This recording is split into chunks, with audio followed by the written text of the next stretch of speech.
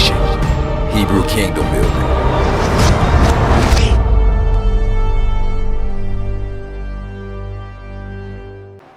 Verse 11. And Yahuwah spoke to Moshe, saying, Speak to the children of Israel, and say to them, If any man's wife goes astray and behaves unfaithfully towards him, and a man lies with her carnally, and it is hidden from the eyes of her husband, and it is concealed that she has defiled herself, and there was no witness against her, nor was she caught. If the ruach of jealousy comes upon him, and he becomes jealous of his wife, who has defiled herself, or if the ruach of jealousy comes upon him, and he becomes jealous of his wife, although she has not defiled herself, then the man shall bring his wife to the priest. He shall bring the offering required for her, 1/10 of an ephah of barley meal. Stop right there. Now, think about this, y'all. We're reading Numbers chapter 5. In the beginning of the chapter, it was talking about the things you need to do so that the assembly will not be defiled, right? Right. Then it all of a sudden goes in the same chapter. Oh wait, it talks about what to do so the assembly won't be defiled. Certain people that gotta go. You gotta get them out of the camp. Then it goes into, oh snap, you need to make it right with your brother. You need to, if you did anything wrong by your brother, you need to repent. That's what restitution means, it's shub. You need to return it to him and get it right with your brothers, basically what they're saying. They're telling you the things you need to do so that the assembly won't be defiled, right? Then it flips right into about a wife. About a wife being defiled and what the husband's supposed to do. Right. Y'all think this is about a wife? So as we're going through this, I want y'all to look at it from that perspective. Let's keep going. Perspective, yep. Verse 15. Then the man shall bring his wife to the priest. He shall bring the offering I want required. to start over, verse 11. Let's do it. Come on, let's get this. Verse 11. Numbers chapter 5, verse 11. And Yahuwah spoke to Moshe, saying, Speak to the children of Israel, and say to them, If any man's wife goes astray and behaves unfaithfully towards him, and a man lies with her carnally, and it is hidden from the eyes of her husband, and it is concealed that she has defiled herself, and there was no witness against her, nor was she caught. If the ruach of jealousy comes upon him, and he becomes jealous of his wife, who has defiled herself, or if the ruach of jealousy comes upon him, and he becomes jealous of his wife, although she has not defiled herself, then the man shall bring his wife to the priest. He shall bring the offering required for her, 1/10 of an ephah of barley meal. How much? 1/10 of an ephah of barley meal. How much? 1/10. 1/10. That's a tithe. 1/10. That's symbolic of being obedient to the commandments. Like the 10 commandments. Talk about this. So keep that in mind, y'all. Let's keep going. He shall pour no oil on it. Huh? He shall pour no oil on it. Why is that? Keep going. And put no frankincense on it. Because it is a grain offering of jealousy. An offering for remembering. For bringing iniquity to remembrance. So this is an offering for Zakari. For Zakaron. For bringing iniquity to remembrance. So because of that, you don't put any oil on this offering. Let's keep going. Verse 16. And the priest shall bring her near, and set her before Yahuwah. The priest shall take Kodesh water in an earthen vessel, and take some of the dust that is on the floor of the tabernacle, and put it into the water. Oh, so now they're talking about earth and water. And this is Kodesh ground, because they're talking about from the floor of the tabernacle. This is Kodesh ground. You're supposed to take dust from there, and put it in an earthen vessel. That's Adama. It was made from water and earth. It was a vessel, it was an earthen vessel. Let's keep going. Verse 18. Then the priest shall stand the woman before Yahuwah, uncover the woman's head, and put the offering for remembering in her hands. So this is just showing you right here in the Torah that women had their heads covered. I know sometimes people argue about that. This is not clear that women had their hair covered in the Torah, but this is a good one example right here. Keep going. Which is the grain offering of jealousy. And the priest shall have it in his hand, the bitter water that brings a curse. And the priest shall put her under oath, and say to the woman, if no man has lain with you, and if you have not gone astray to uncleanliness while under your husband's authority, be free from this bitter water that brings a curse. But if you have gone astray while under your husband's authority, and if you have defiled yourself, and some man other than your husband has lain with you, then the priest shall put the woman under an oath of the curse, and he shall say to the woman, Yahuwah make you a curse and an oath among your people, when Yahuwah makes your thigh rot and your belly swell. And may this water that causes the curse go into your stomach, and make your belly swell and your thigh rot. Then the woman shall say, Amen, so be it. Then the priest shall write these curses in a book, and he shall scrape them off into the bitter water.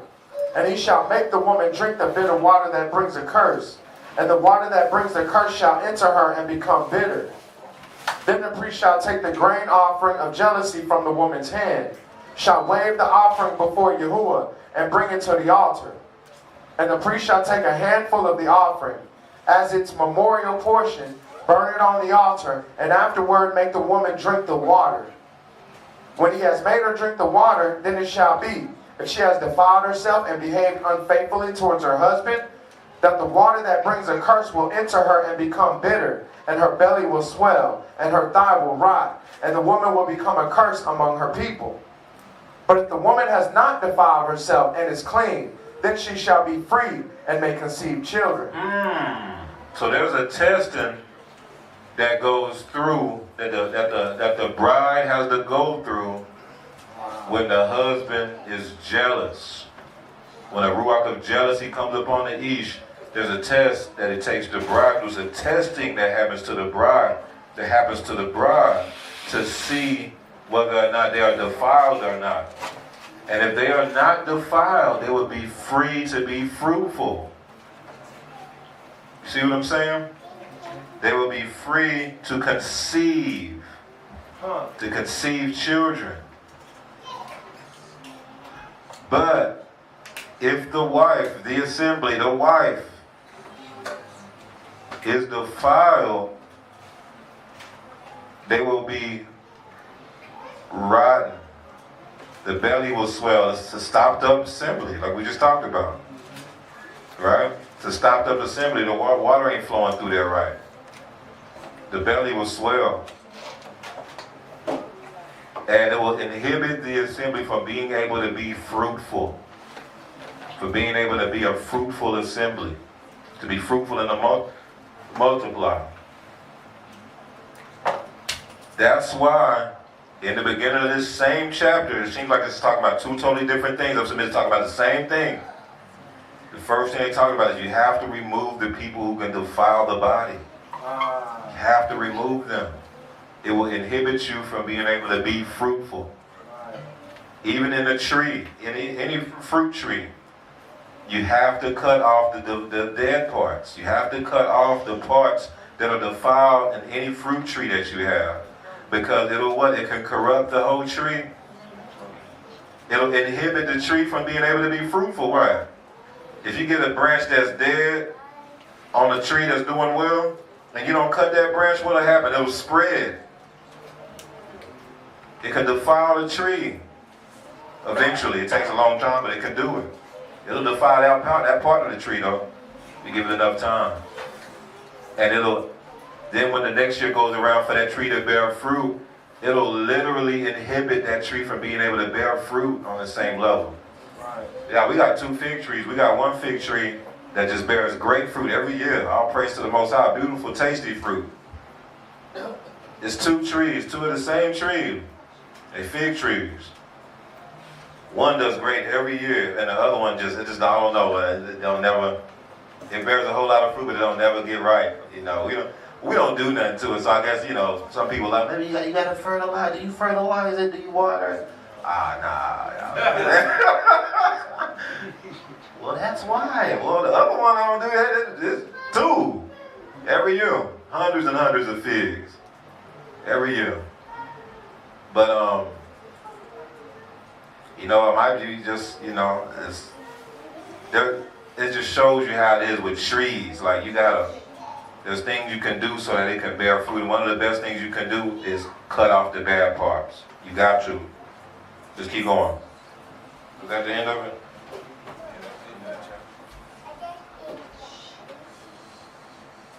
No, read verse 29 to 31. Numbers chapter 5, verse 29. This is the Torah of jealousy. When a wife, while under her husband's authority, goes astray and defiles herself, or when the ruach of jealousy comes upon a man, and he becomes jealous of his wife, then he shall stand the woman before Yahuwah, and the priest shall execute this Torah upon her. Then the man shall be free from iniquity, but that woman shall bear her guilt. How much was the offering again? 1/10, right? And we know that the number 10 is symbolic of the commandments, it's symbolic of being obedient, it's symbolic of sacrifice, because it's the tithe is a 10th. That's basically literally what a tithe means, is a 10th.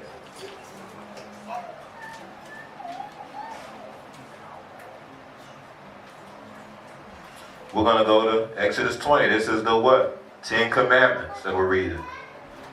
Now look what it says right here. We're reading about the 10 Commandments. So I'll read verse 4 and go down to 6. Yes, sir. Exodus chapter 20, verse 4. You shall not make for yourself a carved image, any likeness of anything that is in the Shamayim above, or that is in the earth beneath, or that is in the water under the earth. You shall not bow down to them nor You serve shall them. not shakah them nor what? Serve them. So that word serve them is abad. That's why it's very important how you spending your time as far as abad, serving in a form of work, in a form of labor, servitude. In this order, this is a priesthood. So the bulk of your servant should be doing Yahuwah's work. Otherwise, you could be serving another Alua and not really realize it. He said, you shall not bow down to them. That's the only part we're really looking at. Oh yeah, I don't worship no other Alua. Nor abide them. You should not be doing the bulk of your work and your servitude for another Alua. For another all. Your servitude should be for Yahuwah. It's a commandment that you are not to do that. You're not to do your labor for another Alua.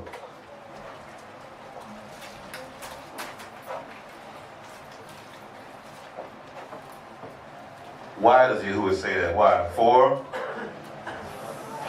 I, Adon, your Alua, am a jealous Alua. am a what? Jealous Alua. Didn't we just read about what happens when the bridegroom gets jealous? Oh, snap.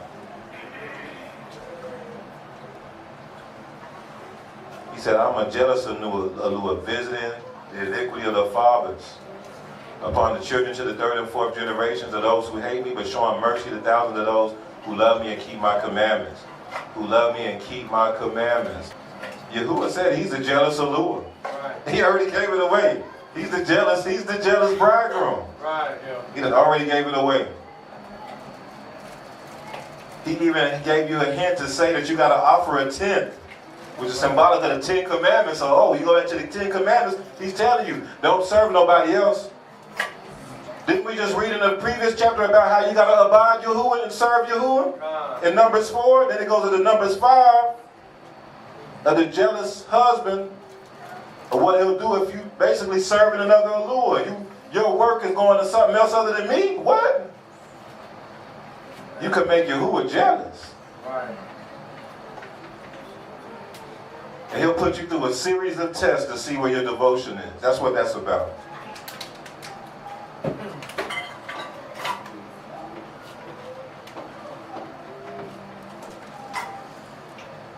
And you did it yourself because you drove Yahuwah to jealousy through the things you were doing and the ways you were moving.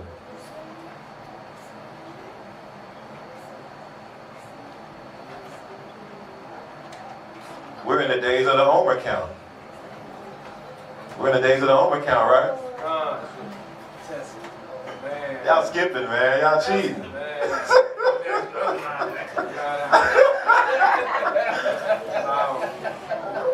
Let's go ahead and do it. Verse 32. It's only three verses. Let's do it. Exodus chapter 16, verse 32. Then Moshe said, "This is the thing which Yahuwah has commanded. Fill an omer with it to be kept for your generations, that they may see the bread with which I fed you in the wilderness, when I brought you out of the land of Mizraim." And Moshe said to Aharon, "Take a pot and put an omer of manna in it, and lay it up before Yahuwah to be kept for your generations." As Yahuwah commanded Moshe, so Aharon laid it up before the testimony to be kept.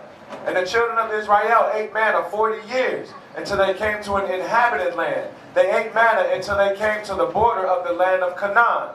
Now an omer is 1/10 of an ephah. Is what? 1/10 of an ephah. We're in the time of the Omer count. And the jealous husband, he had to do 1/10 of it. He had to do 1/10 of a barley. He said ephah in there too.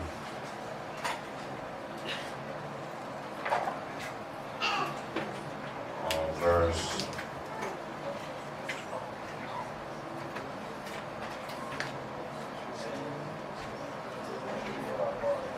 Yeah, 1/10 of an ephah as well, barley. Which that's basically an omer of barley then. What verse was that? Yeah, that's 1/10 of an ephah. Yeah. That's an omer.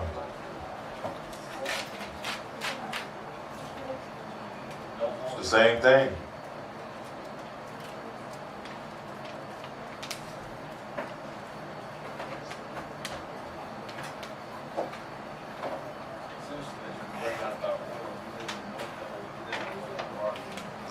No oil. That's very interesting. So the word for jealousy is kana. We know what kana is probably. So jealousy is a double. We see that Yahuwah is a jealous Elohim.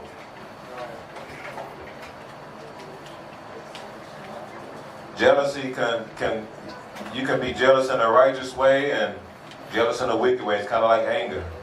And there can be a righteous anger. It's about the seed of the strong leader rising up.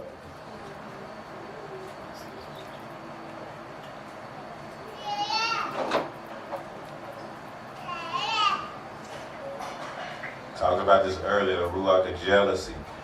Got to be careful, the ruach of jealousy.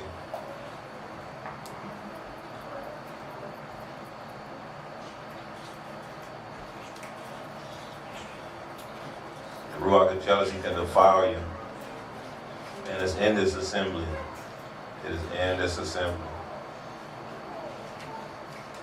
So as we talked about earlier, just be careful with that and cast it out. Be strong, fight, and don't fall for the ruach of jealousy. There's a righteous jealousy you can have. Again, Yahuwah is a jealous Elohim for his bride. I told y'all a story about when me and him met, we went to New Orleans. I was just talking to Shimshon about that the other day at the graduation yesterday. And I went inside Walgreens for literally, it felt like it was maybe 2 minutes. It might have been a little longer than that, but it felt like it was 2 minutes. It was pretty fast.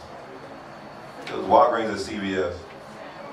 And as soon as I come out, I'm in this foreign city, and I'm talking about New Orleans is like a foreign city for real. You feel like you're in another country out there. Mama was like, I get out and this dude is trying to holler at soon to be Isha. And he was clean. He had this he had a Land Rover. Like a Land Rover, I believe it was on some rims and everything. Pulled up on the side. This is what I see when I come out. And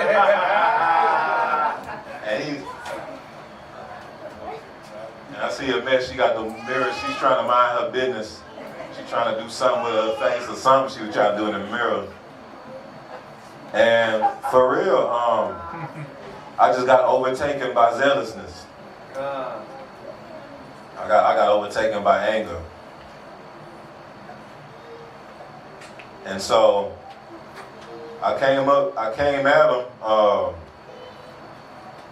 I wasn't disrespectful, but you could tell I was angry. You know, I basically just came at him like, man, what's good? Everything all right? No problem? What's up? What's good? What's good? Oh, no, nothing, man. No, I was just trying to see what's up. He heard it, drove away. I'm like, man, it's different out here, man. Doggone. That's a okay jealousy. You're gonna be zealous for your wife. That's what Yahuwah is for his wife. Right. So in English they say zealous. Jealous it's the same word. It's not no difference. Jealousy and zealous in Hebrew is the same. It's kana. So when you saw like Pincus, it says, for you were zealous for me, and that's kana, it's jealous. He was jealous for you. He was jealous when it came to Yahuwah, and anybody coming wrong and disrespecting Yahuwah, he went in. He went in and thrust them through, and Yahuwah gave him a covenant of, I believe it was a covenant of salt, everlasting covenant. That's a righteous jealousy. Jealousy. But when your brother is doing well and you jealous because of that, because maybe it seems like he's doing better than you, that's not a righteous jealousy. That's a wicked version of jealousy that can actually defile you, it can corrupt you. You maybe have some insecurity, you may be yearning for something. Maybe you're yearning for more attention. Because I know a lot, man. A lot, especially our daughters, they deal with that attention seeking because maybe they didn't get as much attention as they should have from their father or something. You know, it's usually something rooted from childhood. It's understandable. Maybe you didn't get the attention you were supposed to get, so now you're in the assembly and you feel like you're not getting the attention that you should get, but your friend your homegirl or I should say a Cody, seems like she's getting all the attention. Now you jealous. That's not a righteous jealousy. That can corrupt you.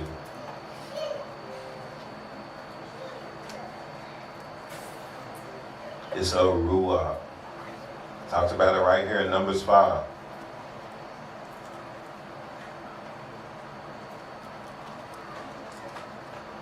Be jealous for Yahuwah. I'm saying jealous on purpose. I know they're trying to say zealous and they use a different word, but it's the same word. Be jealous for Yahuwah and his righteousness and his kingdom. But that's what the Most High ain't looking for no lukewarm stuff. He wants you to be jealous for him. He wants you to be all in. You know what he says about the lukewarm? He said, I'll spew you out because you're neither hot nor cold. I'd rather you be one or the other. He don't want us to be cold. He's just saying he would rather you be one of the lukewarm. You know what I'm saying? So this is the thing. The world wants you to be lukewarm. And anybody who is jealous for Yahuwah, okay, I'll say zealous. Okay, so y'all know what I'm saying.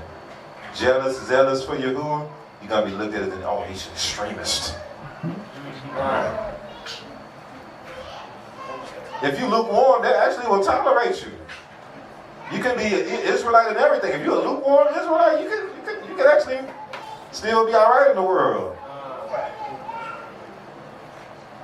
But if you're jealous for Yahuwah and his covenant, and you serious about his word, and you move in it, and you walk in it on your day-to-day life, you don't tolerate foolishness when it comes to Yahuwah. You don't tolerate nobody being disrespectful to Yahuwah. Like none of that stuff. Oh no. Think about it, man. Everybody be like that when it comes to their mama. At least dudes, especially. I don't know about the Akio, especially dudes though. You're growing up, let somebody say something about your mama. Oh no, you'll fight for that. You get kicked out of school, you go to ISS and everything, somebody say something about your mama, you don't care. You go to jail for that. What you say about my mama? What?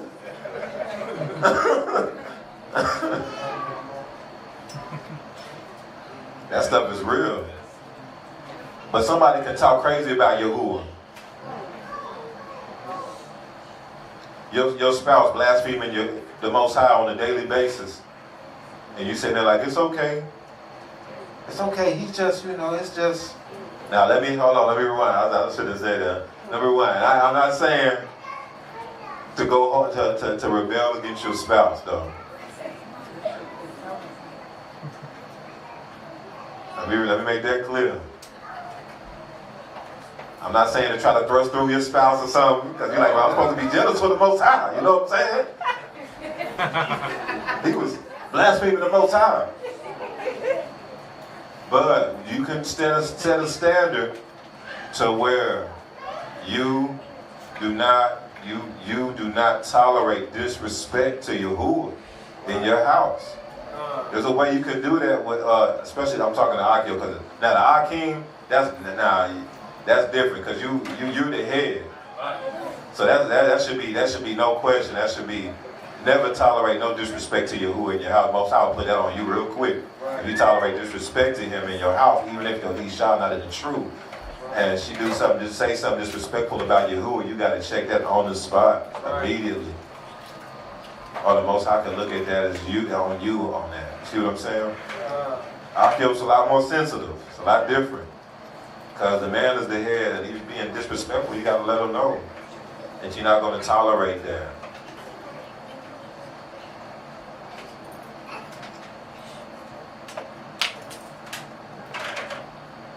Hey, I love you, East, but you're not going to do that. That's very disrespectful. Do not say that. Do not say that. And if they want to keep on and they disrespecting Yahuwah, go in your prayer closet.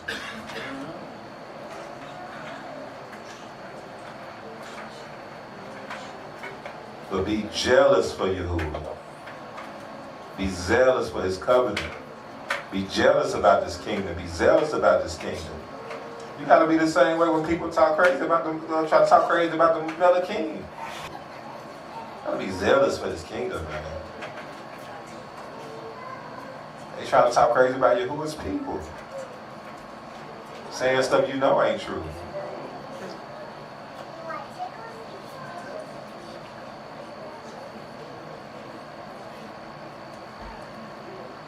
Hallelujah. That's all right.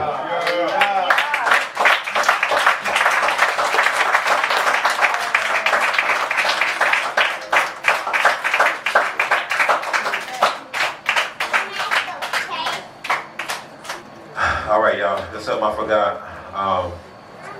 This all came to me. So, notice that the Most High showed me this when I was talking to the Yeladim yesterday on Family Day, Yom HaMashiach Day. So, from the years 30 to 50 was the age that the Levites, where Yahuwah had the Levites being numbered. It was from ages 30 to 50, right? So we know that 30 was the time, we talked about this before, where a lot of people started their ministries. We know David started being king at 30. We know Yahushua started his ministry at 30. Ezekiel started his ministry at 30. Joseph, when he became leader in Egypt, it said that he was 30 when that happened, when he started his rulership under Pharaoh.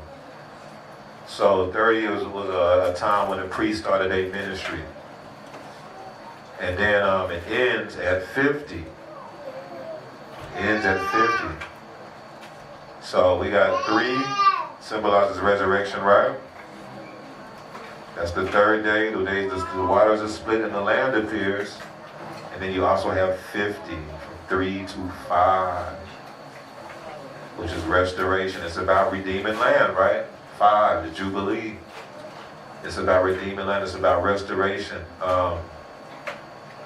It's about the people of the Shamaim. So you have 5, day 5 on the creation week is also when the birds were created, and also the fish were created too.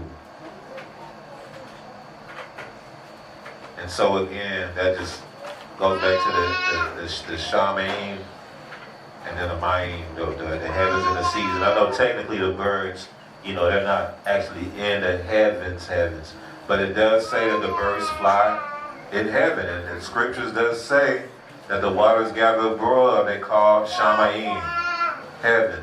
That's what they call the waters above, and the birds fly through the Shamaim, technically, you know what I'm saying? They fly through the heavens.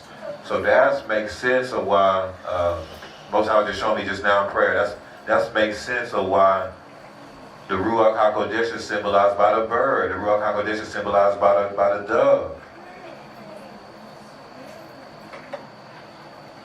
And that has something to do with the fire, y'all. That has something to do with it because the Ruach is associated with the fire, the oil. It has something to do with the oil. There wasn't no oil to be on that one offering like Maury was saying, but the oil is the Ruach.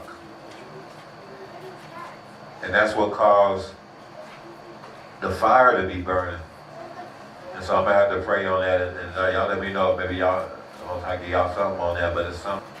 And that's probably associated with heaven. See, oil and water, real quick, oil and water don't mix.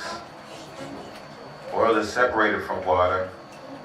And the people of the heavens, somebody did say this earlier, I think that's really actually what the connection is. The people of the Shamaim are the oil. Oil don't mix with the people of the seed. The oil don't mix with water. Oil also is the Ruach. Maybe that's what it is. I didn't think about that. Because the Ruach also is the wind, which dwells in the Shamaim. The wind blows in the heavens. You don't really think about wind blowing in the seas. It does cause waves, I guess you could say. The wind can trouble the seas, but it's not really blowing in the seas. As a matter of fact, the wind is what split the seas. The wind is what presses the seas. The Ruach is really the wind or the Ruach is really of the Shamaim, and that's the oil, which don't mix with water. Wind don't mix with water. Wind don't mix with water. It separates the water, just like the Hebrew word for oil is about separating the water.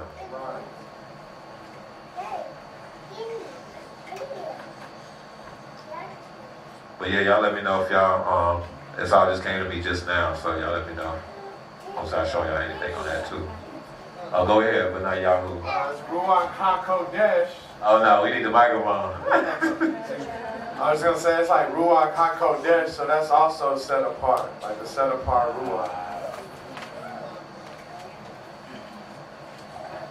It's like the Kodesh Ruach, the Kodesh wind.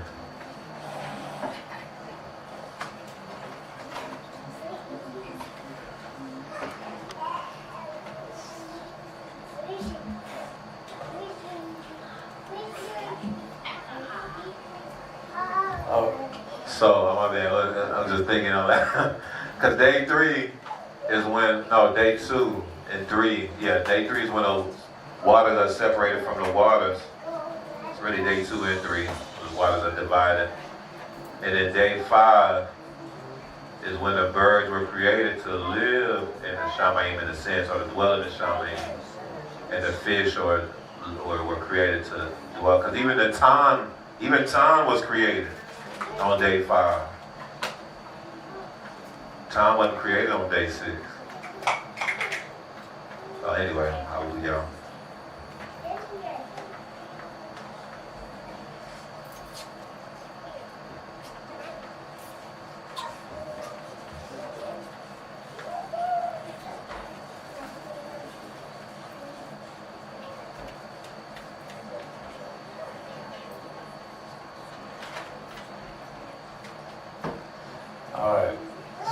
6:16. Uriel said, I have a question about Eliyahu and John.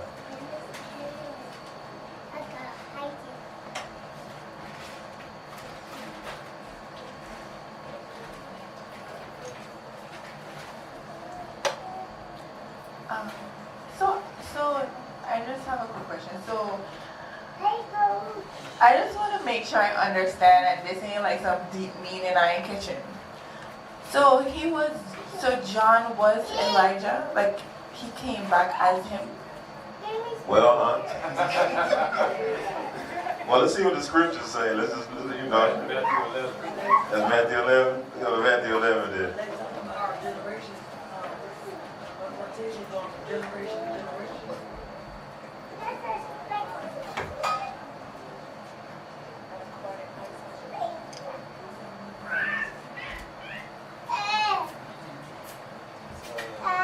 Matthew 11, verse 13 and 14.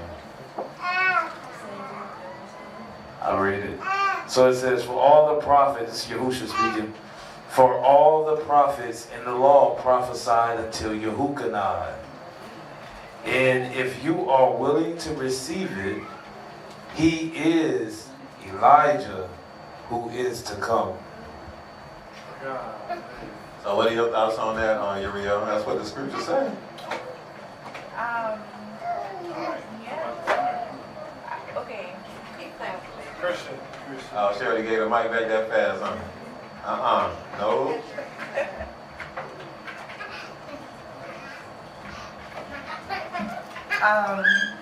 Well, knowing what I know now, as far as us coming from the Shamayim and, you know, being put in a vessel, I feel like, you know, when he just came back and went through the whole process again, and then, you know, was born as John, and I don't want to say reincarnated because that's the wrong word, but I mean like,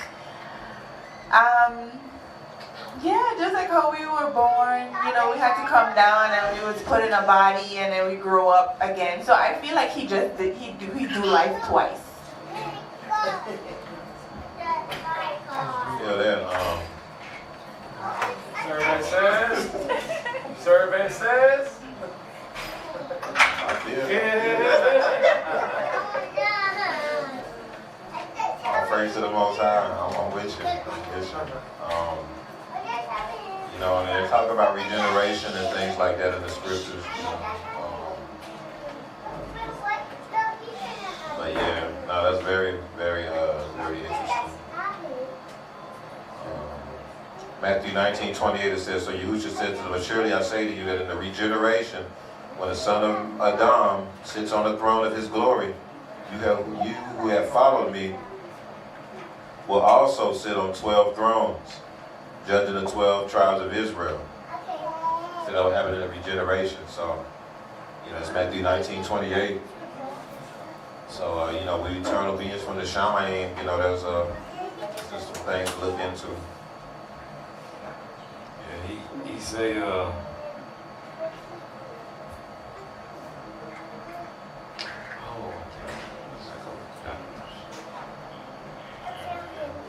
but he said that let me go back there, Matthew 11, 14. I think that's why Yahushua started with, and if you are willing to receive it. And then he says, he is Eliyahu. Not that he's like Eliyahu or has the same mantle as Eliyahu. But he's like, nah, if you willing to receive it, he is Eliyahu.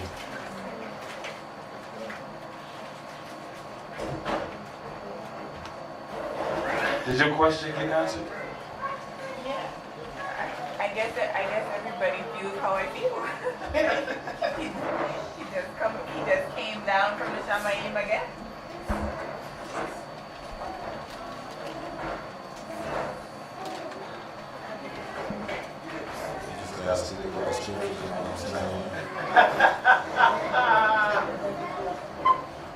So then, all right, we got Isha Adasa.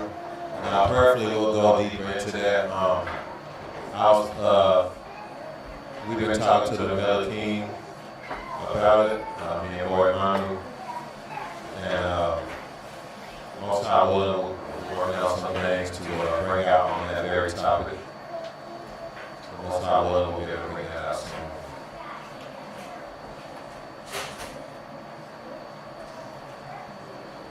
It's a very sensitive topic, because there's some extremes that people kind of go, and you just kind of gotta tread lightly on that. But you see what scripture say, though. See what scripture say, God. So most I will try to dive into that some more in the future. Okay, give me 1 second, y'all. I lost where I was. Okay, we go. Okay. So Isha Hadassah, she said, I think the she in Shemot 2 is Moshe's mama, because Pharaoh's daughter had her nurse him, and then she brought him back to Pharaoh's daughter. Yeah, the she, when you trace it up through the scriptures, the she they're talking about Musha's mama. You're right on it. You're right on it, because she had everything like you said. My Oria, firmament. That's a tough one for me. If you take a bowl, turn it upside down in water, it will have air and no water.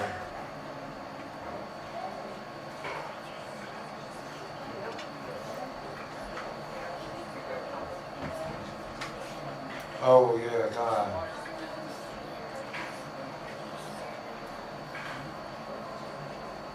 If you take a bowl and turn it upside down in water, with water in the bowl, you saying?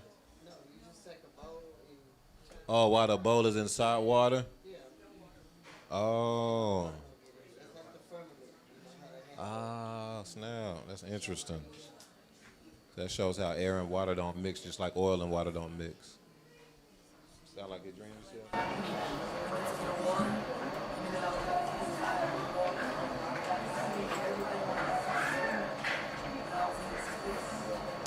They don't like. I was just saying that it sounds very similar to a dream that I had recently, where it was like I went into some water. It seemed like I was taking into some water, but when I went into the water, I can breathe. It was no water where I was, but it was surrounding me. And I could see the fish and everything swimming around the sides. But where I was, it was a pocket of air. So I can breathe, and then it was land and stuff being built within the space that I was in. That's crazy. I think I do remember that. You saying something about that. That is crazy. Because that's kind of the ark. The ark almost serves as like a firmament. Like Noah's ark, they were inside that ark. And they were inside because we know that because the door closed. That's how you know it wasn't like, oh, he was chilling on the deck or something. Or no, there was a door that was so heavy that Yahuwah had to close it. They were inside the ark. And so it's like the Most High covered up all the dry ground and returned it to how it was during the creation week in the beginning on the first day when there was just water over the face of the deep. All you had was a Shamayim below and a Shamayim above and a Ma'im below. And so the ark basically served as like a firmament, a place where he can dwell and live while everything else is getting judged. So it's like a stronghold for Yahuwah's people, Aretz. Go ahead. And it was showing me like it was like a submarine. It had no windows. Well, it had a window, but it was all closed. The door on the side was closed. And it had no other windows or anything in it. And everything was sealed and shut. So they had waters coming from above, from the firmament above, and below. So like you said, the water is you in a firmament, and you got waters coming from above and waters coming from below, that's going to fill up. And he couldn't go out because it was like they were underwater. Man.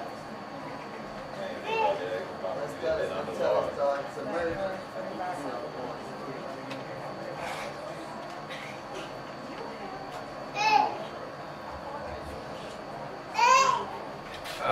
Angie. Sometimes a great mass of people is referred to as a sea of people.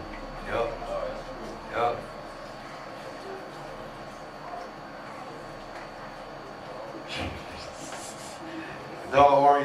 About Jericho. If Yahuwah is for you, who can be against you? I was thinking, with the firmament, firmament. It sounds like gum. Firmament sounds like gum. Has water in it. That's what the clouds are. There's also air. Just thinking about what Musa was bringing up earlier. I have to think about it my own time, because I'll go in a circle. Bidyahu, Bereshit 11:4, and they said, "Come, let us build ourselves a city and a tower, those whose top is in the Shamayim. Let us make a name, Shem, for ourselves, lest we be scattered abroad over the face of the whole earth." Put that in there at the same time. Yeah. That's what I thought when you said separating the languages. I was like, that's Babel.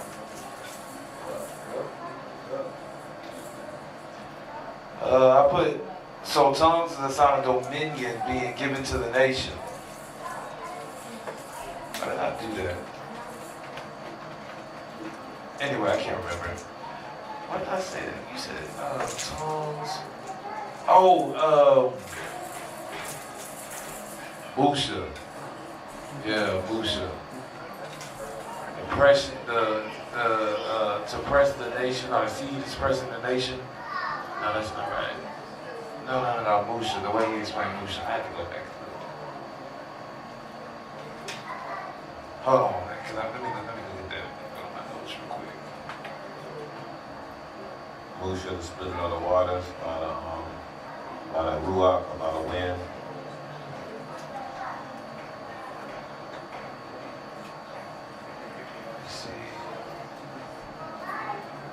Okay. So in Acts 2, when they got the tongues, you talked about how it's about having dominion. Then you went to Revelation and showed how many people represents tongues.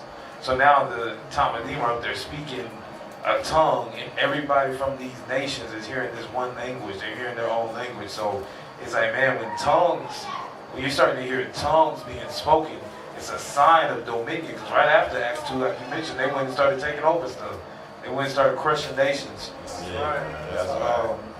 And then I put Caleb here, because one of the things Yahuwah gave me about his name was authority given to the house. And that was during the... So, it seems like Yahuwah has given us tongues as a sign of dominion being given to us. A sign of authority given to you. It was Mushal, that's what it was. It was Mushal, the breakdown of Mushal. Yeah, so the Tower of Babel is interesting because the Tower of Babel was when all the waters were trying to gather together and be in unison with each other, all the nations. Y'all notice that? The Tower of Babel was when all the nations, and remember all the other nations that are not of the Kodesh seed are of the seas, of the waters, the seas below. They are...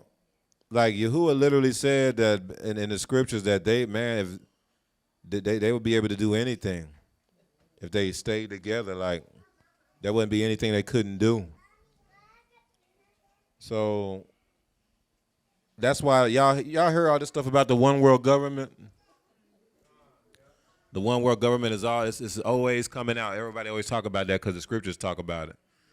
The Antichrist, and especially you talk to a Christian, but the Antichrist, and he's trying to do a one world government. The Antichrist. You read Revelation, the New World Order? But it's about the waters being in that cod so much that they can cover the land to where they can hide the land again. And Yahuwah, what he did to stop them from being able to be in that cod is he split the sea. That's what splitting the languages was doing, is splitting the nations.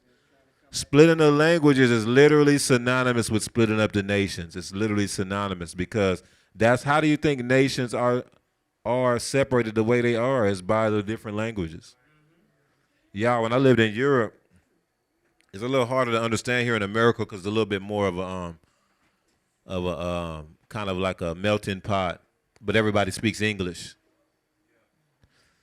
Man, I was in Europe, man. I'm in Germany. You can literally, at least when I was there in the 90s, it's different now. But in the 90s, I can literally drive 2 hours. I'll be in France. They speak a totally different language, totally different currency. It's a totally different people. They do not look at Germany as them. In my eyes, I'm like, y'all the same. Y'all, I can't tell the deal. Over time, you can tell that they do have a little bit of different phenotype, but generally speaking, 2 hours, they speak a totally different language, totally different country, different culture, everything. The language is what makes the nation. It's synonymous. Splitting the language, it means you're splitting the nations. So every nation started being divvied up based on the language. That all those who spoke the same language, they were in the same nation. That's how it worked. I can go south a little bit longer. I'm in Luxembourg or I'm in Belgium. You know, they all speak different languages. You can go and you can go a little bit further. You can go down to Spain is in Europe, and they speak Spanish. They speak a different language. The same.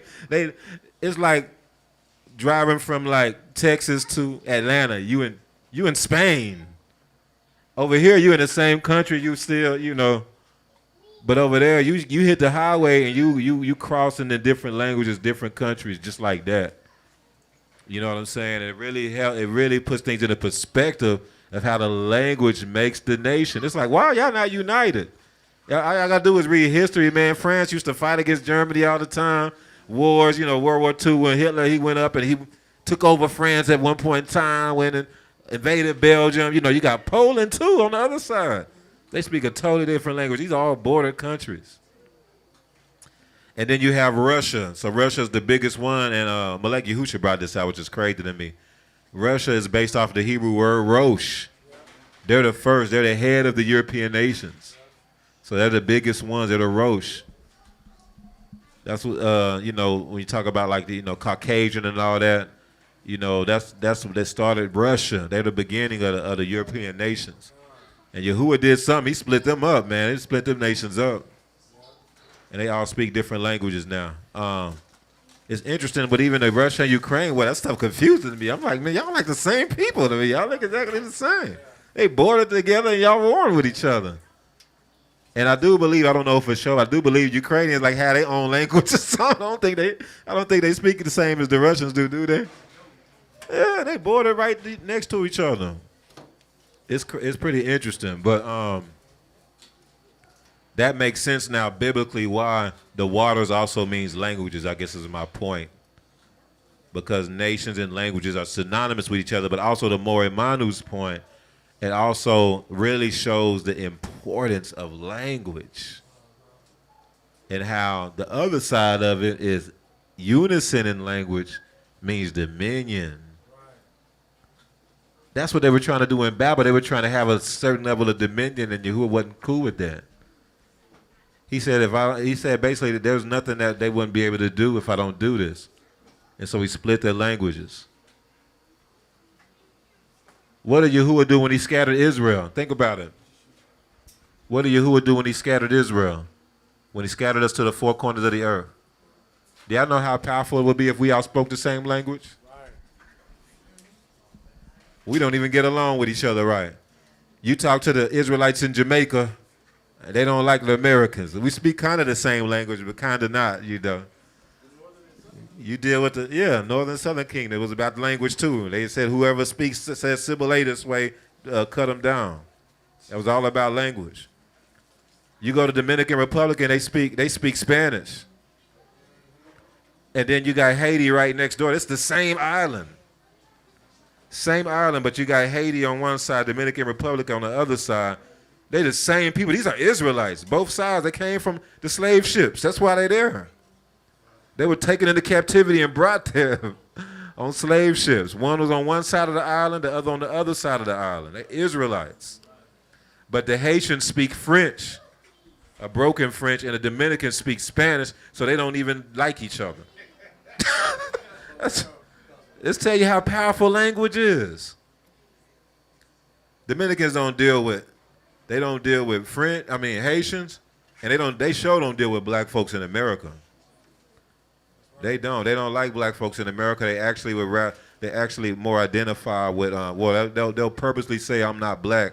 They try to separate themselves from being black. I thought it was just maybe a one-off thing, but after dealing with multiple people from the Dominican Republic, man, that's their culture. They do what they can to separate themselves from black folks. It's so bad that they even got a culture there where they'll whiten up their skin. They'll bleach their skin, y'all. Them baseball players that y'all love from the Dominican Republic, and you find out they done bleached their skin. It's because they not trying to identify with you even though they are you, and it's because of the, number one, the language. It's just showing you the significance of language, of how you can use the language to get dominion, that to have a different level of dominion. I believe that's what the Most High is doing with us. All praise to the Most High.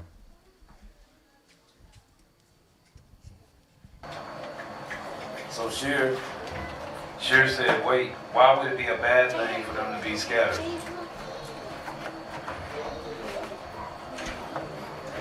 This is in reference to the Tower of Babel. So they didn't want to be scattered because they felt. I wonder if you mean not. I wonder if you mean the opposite. But I'm gonna answer what I understand it to mean. You're just saying, why would it have been a bad thing for them to actually go into their own lands? Their goal was to actually go into the Shamayim and put their own Alua there, and they knew that they could do it if they were all together. So that's why they didn't want to be scattered around, because they thought themselves stronger, and we can take over Alua if all of us were together. Which is interesting, because when you read it, that's actually when you start seeing Nimrod and stuff like that. You know what I'm talking about?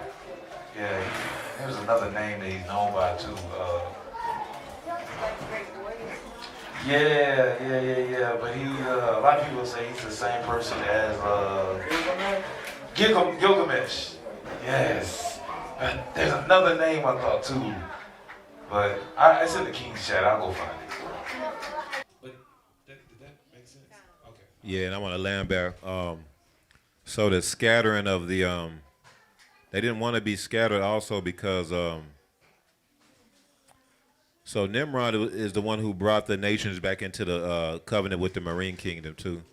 So the Most High basically, this is coming from when Melech Yahushua was bringing the first revelation about the marine kingdom, what he was bringing out. This is crazy. So the Most High destroyed the earth with the flood, right? We're reading Genesis 11, the Tower of Babel. This is right after the flood. I think the flood ended at Genesis 9. So we're reading Genesis 11. This is right after the flood. That's when the Tower of Babel happened. Because what happened, think about it. So the Most High started all over with Noah and his seeds, Ham, Shem, and Japheth. He started all over with them. So now the earth is being repopulated. So Genesis 11, you got to understand or think about the context of Genesis 11. Genesis 11 is the earth being repopulated by the seed of Noah now. See what I'm saying? So the marine kingdom was actually subdued. I mean, that's one of the reasons why the Most High flooded the earth. It was to subdue the dominion that the marine kingdom had over the earth. Because you had the giants in the land, stuff started getting crazy. So then the Most High went ahead and split them up and split up the languages and scattered. You just got to think about what happened when Yahuwah scattered us. When he scattered Israel, we were scattered to the four corners of the earth. And that made us to where we lost our dominion. But also, this is another thing. Should I say this? Yeah, let me say this. Also, Remember, this was Noah's flood. This is after Noah's flood.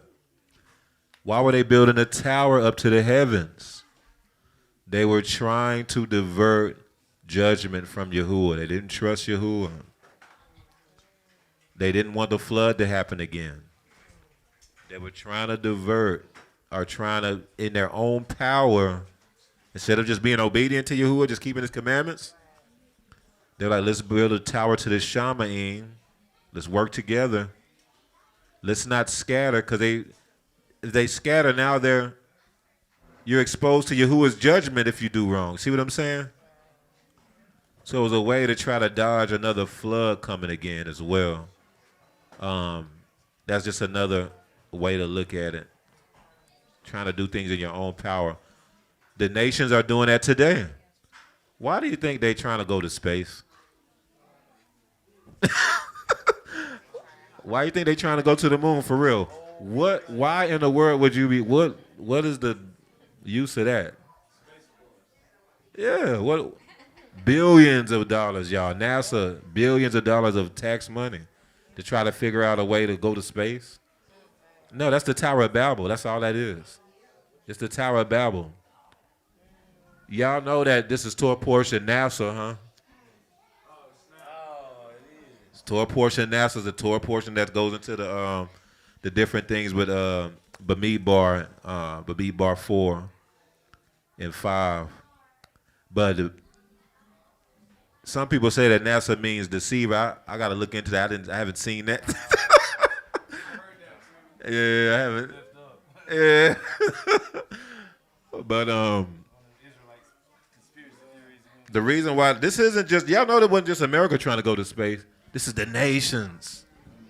Russia was actually, man, they were the ones that were hand in hand with America, with the race to the moon. What? Why y'all trying to do that? It's the Tower of Babel. Because they know that Yahuwah's going to judge the earth. They know that.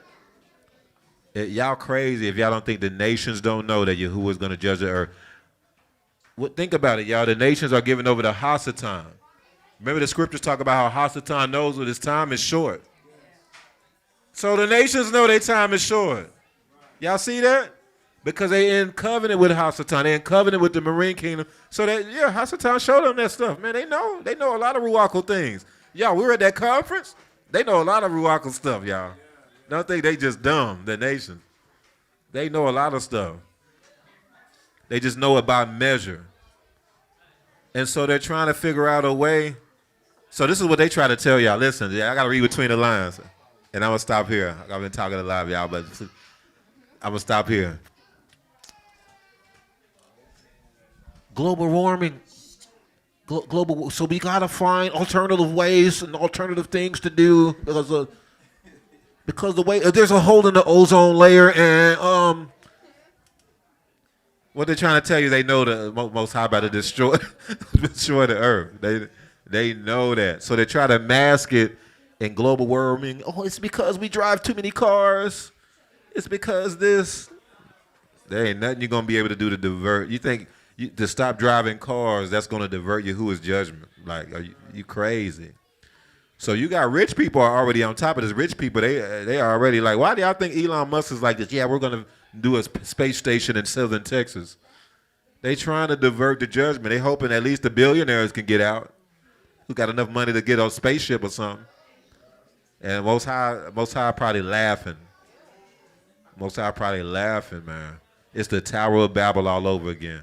It's the same thing. Now the very nations y'all were racing with, teaming up with to try to go to space. Hitler was one of the first ones that was trying. He was coming up with all these space machines, trying to figure out these ways. Then Russia was really there, and America supposedly was the first ones to go there. Now they all at war with each other. Russia don't get along with America at all. They try. Y'all know Russia was the reason why America won World War II. They were united before. I know that. They were actually at COD with each other. And they were able to come together and go against Germany and Hitler. And they were able to win World War II. They beat Germany, Japan. They had atom bombs. Y'all know that a lot of the stuff that America got as far as technology and that information was from, that's stuff they took from Germany. The atom bomb they used to bomb Japan and all that. A lot of that research, man. They had Nazi researchers that were coming up with that stuff, man. They won't bring that out. But this is like facts, y'all. If you just look it up, you'll see this. But the point is just that those very nations that they were working on with to go to the space, they now at fighting each other, warring with each other. This is the Most High splitting the waters, because he's like, oh yeah, they'll be able to do a lot if I don't split the languages, if I don't split them up. That's why Yahusha said in the end times, you're going to see what's going to mark my coming. What's going to mark my coming is you see nation going against nation, kingdom going against kingdom. He's not talking about Israelites going against it. He's talking about the other nations that will start warring with each other more and more. Why do you think they're going to be doing that? Because Yahuwah is causing it. So when we see this stuff happening, rejoice, because we know that the Son of Redemption is near. Hallelujah.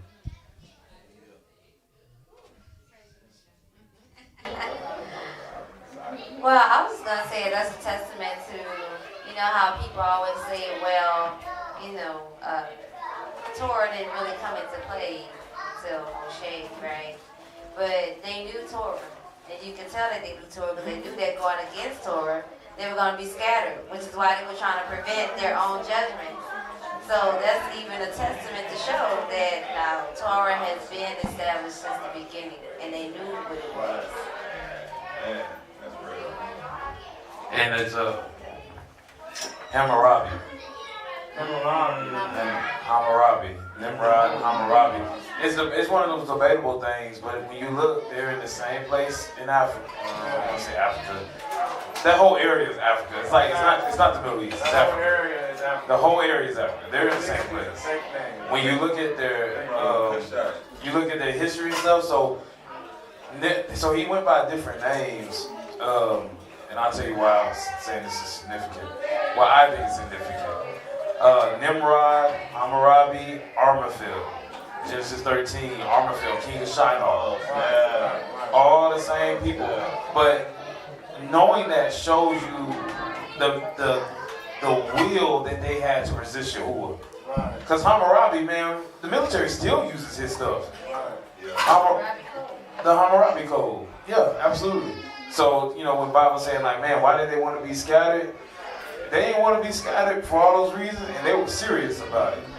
And then Yahuwah, he came down, I was like, they said, they just gonna rebel. I don't know if y'all ever had y'all children decide they're gonna rebel together. It's impressive. It's like, man, they can figure out anything if they work together. But now, right, because they rebelled all together. If you come to some of the earlier jungle sessions, if y'all had seen them before, and them Negroes, boy, they rebel together. So it makes you proud in some sense. It's like, man, they sticking together, but now we gotta pray about this.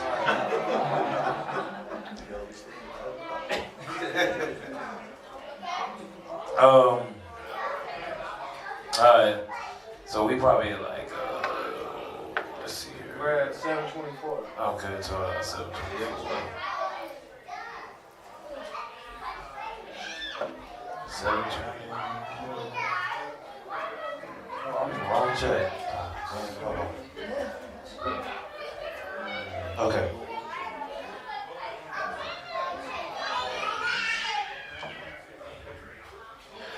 So I put the word here for odd that Musha was talking about. She said, I didn't know this word meant this, but it means mist, but it seems that mist seems to have something to do with water and smoke form. Yeah, I guess I never thought about that. It's something to think about more. Uriel said, I have a question about Aaron's sons being the only ones to handle the Kodesh things.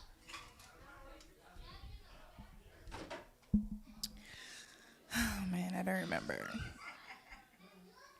Okay, I think when I don't know, man. I don't remember like where I was going, but I think it's something along the lines of, like when Michelle, like when you be talking about how, you know, like comparing us to Aaron's sons being the ones to handle the Kodesh stuff or whatever. Are you, when you say stuff like that, you mean like the whole of Israel, or you just mean like this nation?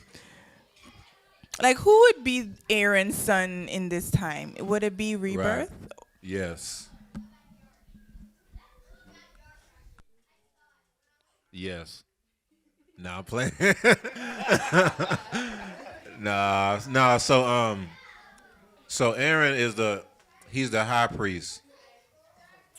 He is the high priest, which we all know, and we know that Yahusha in the scriptures say that Yahusha is the high priest in the Shamayim.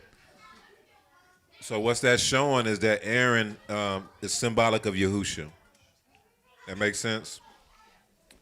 The revelation came out through the Melachim maybe a couple years ago that we are sons of Yahusha. And so when you read the scriptures about the only people who can handle the Kodesh things were the sons of the high priest, the sons of Aaron. The revelation came out through the Melachim. I think it was the Melech Yahusha, one of the first people I heard it from, was that we are actually sons of Yahusha in this order. And so that is why, so when you read about the sons of Aaron, I brought this out maybe about a year or two ago and around that same time, that when the Torah talks about the sons of Aaron, there's a lot of similarities or things you can draw from that.